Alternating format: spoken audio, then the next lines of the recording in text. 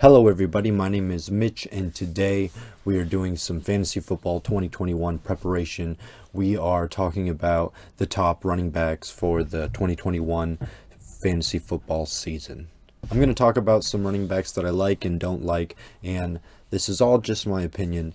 I don't claim to be an expert, so please feel free to leave a comment on your thoughts. Whether you're agreeing with me or you think I'm totally wrong, anything is fine.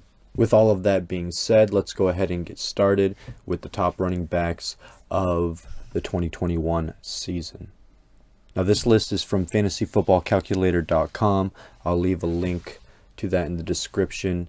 I'm just going off of the half PPR. I felt like that would be a good balance between PPR and standard. Let's go ahead and get started. First, we have Christian McCaffrey. He got hurt last year. Not too worried about that. I think with Sam Darnold in the mix, it could be a little better for him in Carolina.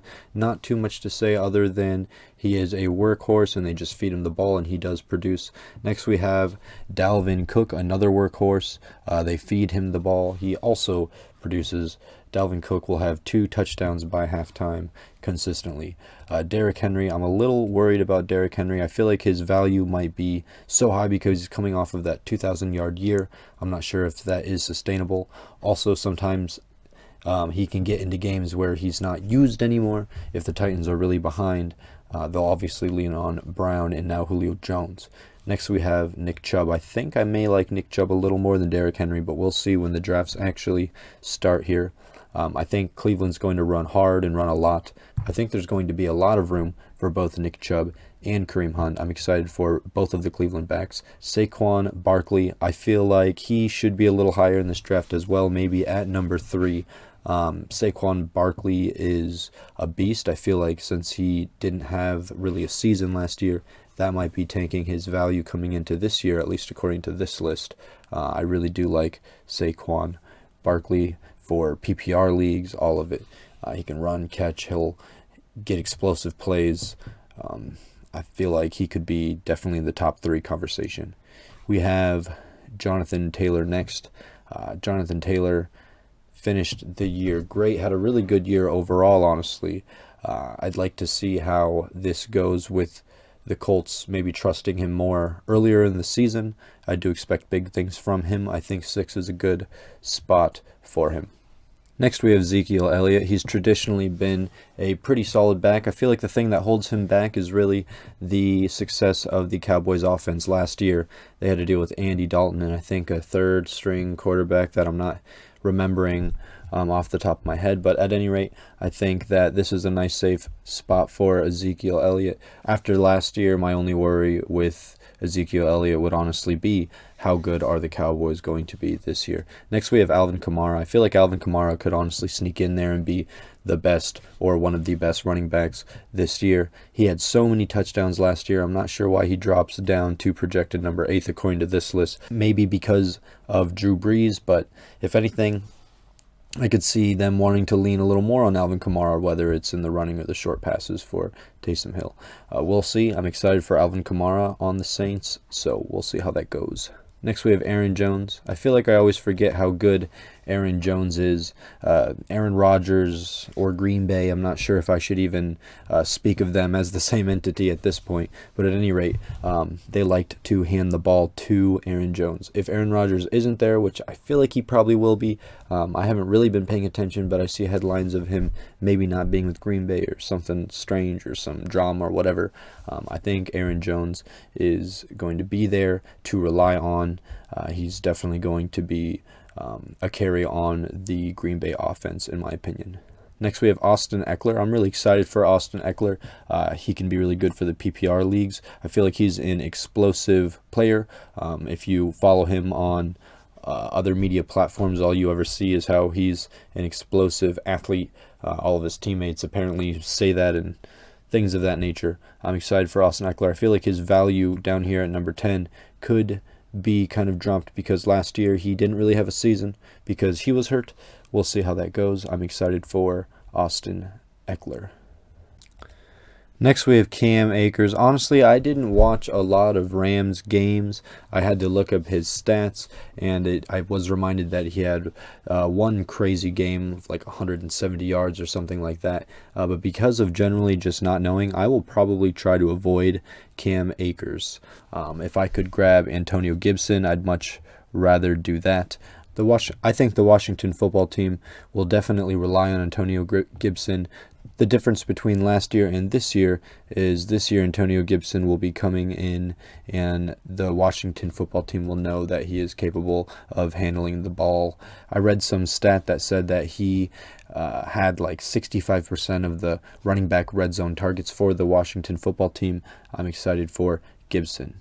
Next, we have Joe Mixon. I've always kind of not been a fan of Joe Mixon, but it's really just because of the Bengals. Sometimes when I don't see success out of the team, I avoid the running backs, and it has burned me. I will be honest. Sometimes teams that don't do as well have really good running backs. For instance, James Robinson last year. But I don't feel like this one has burned me. I know that Joe Mixon was hurt last year, so he didn't get a play for the entire season. But while he was there, he was averaging a half touchdown a game and less than 4 yards per carry, which is usually my threshold of, if you're a running back, I'm interested in, is that 4 yards per carry. All right, next we have J.K. Dobbins. I am excited about J.K. Dobbins with Mark Ingram not being there. He was eating close to 10 touches a game or something like that, so more touches for J.K. Dobbins, especially in the red zone there.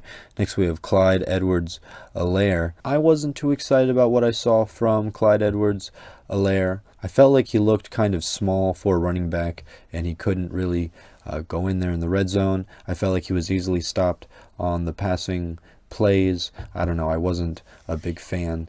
I'm not sure how I feel about him. DeAndre Swift, also not sure how I feel about drafting DeAndre Swift, mostly just because of Detroit. I'm not sure if I can trust that team or how much I'm willing to trust that team's offense right now. Najee Harris, I am excited about Najee Harris. I feel like Pittsburgh is really good at producing running backs. I trust that organization, and they seem to trust Najee Harris. We'll see how that goes. Josh Jacobs, I am a little worried about the addition of Kenyon Drake. I tend to fade things that are kind of question marks for me, and that is a big one. Although I do like Josh Jacobs, I really like the situation he was in last year. With Kenyon Drake, I'm not so sure.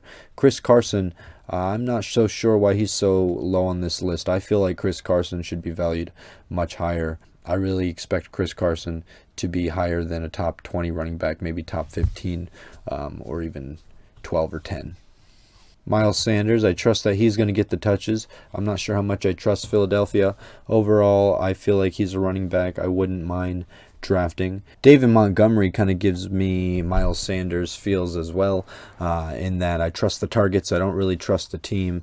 I do really like David Montgomery. I'm hoping that by now Chicago trusts that he's probably important for them and scoring and offense and all of that good football stuff. Next we have Raheem Mostert. I actually really like Raheem Mostert.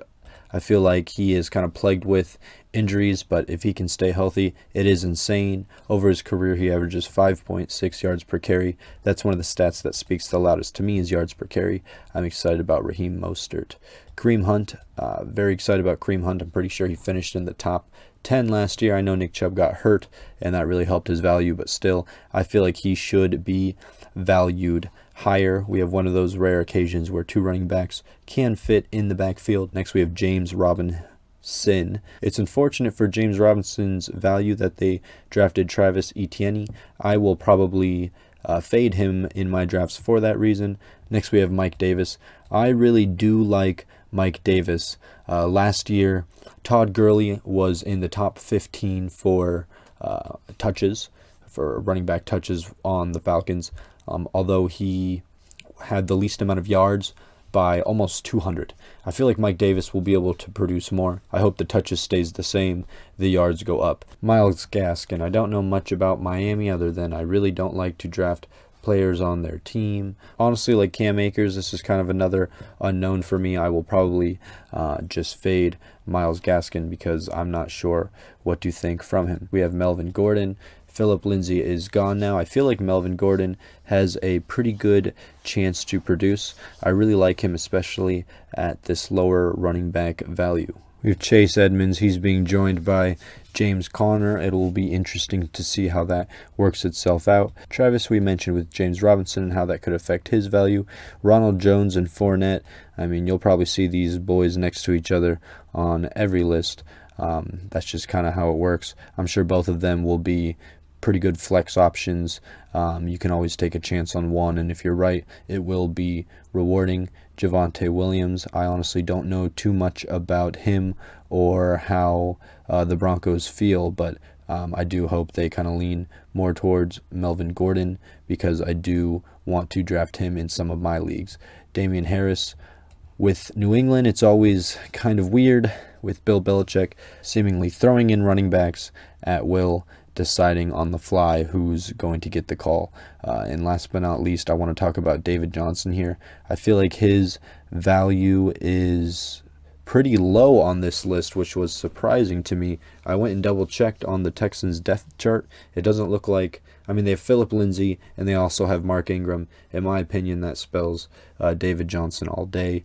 I'm excited to see how this goes, but I'm definitely looking forward to picking up David Johnson if I could get him this low, especially around some of the other names that he is by. We have James Conner, A.J. Dillon, Kenyon Drake. You know, I like David Johnson right around here. Thank you for watching this video. It was my first fantasy football video. If you liked it, feel free to leave a thumbs up. There will be more fantasy football content coming soon, and of course, I will keep posting the MMA content as well. So if you're interested in either of those things, feel free to subscribe. That is the most helpful thing you can do for me. Thank you to everyone that has done that so far. But that's it from me for today. Everybody, good luck in your drafts. Peace.